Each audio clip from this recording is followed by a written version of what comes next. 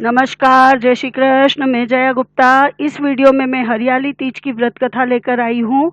श्रावण मास के शुक्ल पक्ष की तृतीया को श्रावणी तीज कहते हैं, परंतु ज्यादातर लोग इसे हरियाली तीज के नाम से जानते हैं। हरियाली तीज के दिन विवाहित महिलाएं अपने पति की दीर्घायु के लिए व्रत रखती है, वहीं कुंवारी कन्याएं इस व्रत को मनचाहे पति प्राप्त करने के लिए करती है।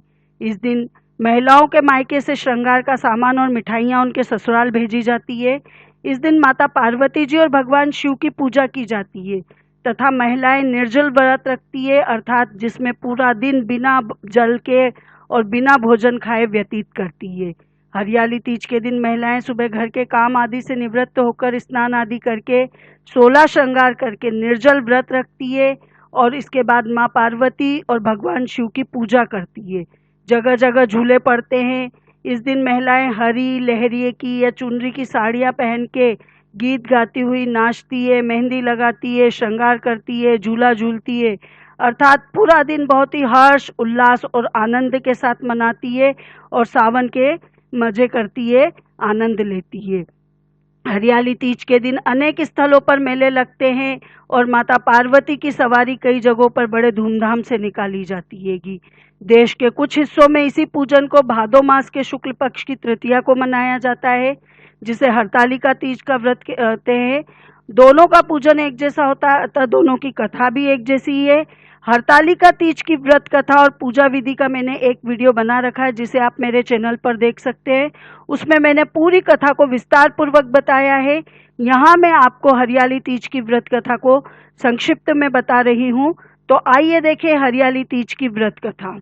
शिव जी कहते हैं, हे पार्वती, बहुत समय पहले तुमने हिमालय पर मुझे वर के रूप में पाने के लिए घोर तप किया था।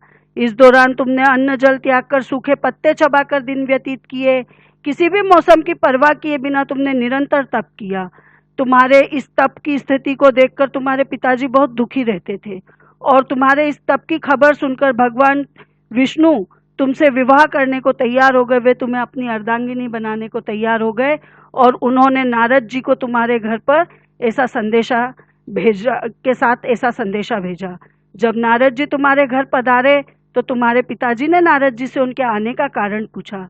तो नारद जी बोले कि हे गिरिराज, मैं यहाँ भगवान विष्णु के भेजने पर आया हूँ। उन्होंने आपकी कन्या की घोर तपस्या से प्रसन्न होकर उनसे विवाह करना चाहते हैं और वही संदेशा मेरे साथ भिजवाया है। मैं इसमें आपकी सहमति जानना चाहता हूँ। तो नारद जी की बात सुन के पर्वतराज हिमालय बहुत ही प्रसन्नता के साथ बोलते हैं कि हे नारद जी, यदि भगवान विष्णु स्वयं मेरी कन्या से विवाह करना चाहते हैं तो इससे बड़ी बात क्या होगी। मैं इस विवाह के लिए तैयार हूँ। तो शिव जी पार्वती जी से कहते हैं कि तुम्हारे पिताजी की स्वीकृति पाकर नारद जी विष्णु जी के पास जाते हैं और उनको ये शुभ समाचार सुनाते हैं कि राजा हिमाचल अपनी पुत्री का विवाह आपके साथ करने को तैयार है।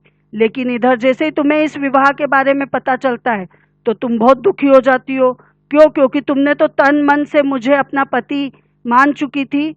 तो तुम ये बात किसी से नहीं कह पाती हो, तो तुम अपनी सहेली को बेचैनी के साथ, व्याकुल मन के साथ ये बात बताती हो। तो तुम्हारी सहेली तुमको एक सुझाव देती है। वो कहती कि मैं तुमको ले जाके घनघोर वन में छुपा देती हूँ, वहाँ रह के तुम शिव जी को प्राप्त करने के लिए साधना करना और यहाँ तुम तुम्हारे पिताजी को नहीं मिलोगी तो वो विष्णु जी से तुम्हारा विवाह कैसे करेंगे। तो तुम अपनी सहेली का सुझाव मान के उसके साथ वन में चले जाती हो और वो तुम्हें घनघोर वन में ले जाके एक गुफा में छुपा देती है। अब इसके बाद तुम्हारे पिताजी को जैसे ही तुम घर में नहीं मिलती हो तो वो बहुत ही चिंतित और दुखी होते हैं तुमको घर में नहीं देख के, और वो सोचने लगते हैं कि यदि विष्णु जी बारात लेके आ गए और तुम उनको घर पे नहीं मिली तो क्या होगा। तो वो तुम्हारी खोज में सब दूर सैनिक भेज देते, धरती पाताल एक करवा देते, पर तुम नहीं मिलती होगी।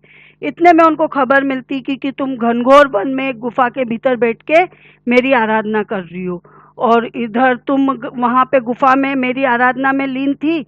जब भाद्रपद की शुक्ल पक्ष की तृतीया आती है तो तुम रेत का एक शिवलिंग निर्माण करती हो और मेरी आराधना करती हो, जिससे मैं प्रसन्न होके तुम्हारी मनोकामना पूर्ण होने का तुमको वरदान दे देता हूँ। तुम जब यहाँ तपस्या करती हो तो तुम यहाँ पर भी बिना अन्न और जल के मेरी तपस्या करती हो, सर्दी में तुम बाहर ठंडी शिला पर बैठकर मेरी तपस्या करती हो, गर्मी में तुम धूप में बैठ के मेरी तपस्या करती हो, बरखा में तुम बारिश में मेरी तपस्या करती हो, जिसके कारण मुझे तुमसे प्रसन्न होकर और तुम्हारी मनोकामना पूर्ण होने का तुम्हें वरदान देना पड़ता है। अब इसके बाद तुम्हारे पिताजी जैसे ही तुमको ढूंढते हुए वहां आते हैं, तो तुम अपने पिताजी से कहती हो कि पिताजी, मैंने अपने जीवन का लंबा समय भगवान शिव की तपस्या में बिताया है और भगवान शिव ने मेरी तपस्या से प्रसन्न होकर मुझे स्वीकार भी कर लिया है। तो अब मैं आपके साथ घर पे एक ही शर्त पे चलूंगी कि आप मेरा विवाह भगवान के शिव के साथ करोगे। तो तुम्हारे पिताजी एक बार तुम्हें समझाने के लिए कहते हैं कि कहाँ भगवान विष्णु और कहाँ शिव, तुम क्यों उनके साथ विवाह करना चाहती हो? तो जब तुम अड़ जाती हो, तुम जिद कर लेती हो, तो तुम्हारे पिताजी तुम्हारी इच्छा स्वीकार कर लेते हैं और तुमको वापस घर लेके आते हैं। और कुछ दिन बाद वो पूरे विधि विधान के साथ मेरा तुम्हारे साथ विवाह कर देते हैं। इस तरह से हमारा विवाह संपन्न होता है। भगवान शिव ने इसके बाद कहा कि हे पार्वती, तृतीया को तुमने मेरी आराधना करके जो व्रत किया था, उसी के परिणाम स्वरूप हम दोनों का विवाह संभव हो सका। इस व्रत का महत्व यह है कि इस व्रत को पूर्ण निष्ठा से करने वाली प्रत्येक स्त्री को मैं मनवांछित फल देता हूँ, उन्हें मन चाहे वर का आशीर्वाद देता हूँ। भगवान शिव ने पार्वती जी से कहा कि इस व्रत को जो भी स्त्री पूर्ण श्रद्धा से करती, उसे तुम्हारी तरह अमर अचल सुहाग प्राप्त होता है। इसीलिए महिलाएं इस व्रत को अपने पति की दीर्घायु के लिए भी करती है और कुंवारी कन्या मनपसंद वर पाने के लिए करती है। हे शिव जी महाराज, कथा अधूरी हो तो पूरी कर जो, पूरी हो तो मान कर जो, और जैसे माता पार्वती को उनका मनचाहा वर दिया, वैसा सबको दीजो। आपको मेरा ये वीडियो अच्छा लगा तो इसे लाइक और शेयर कीजिए। अभी तक यदि आपने मेरे चैनल को सब्सक्राइब नहीं किया है तो कृपया मेरे चैनल को सब्सक्राइब कीजिए, बेल आइकन को हिट कीजिए, ताकि मेरे नए वीडियोस के नोटिफिकेशन आपको तुरंत प्राप्त हो।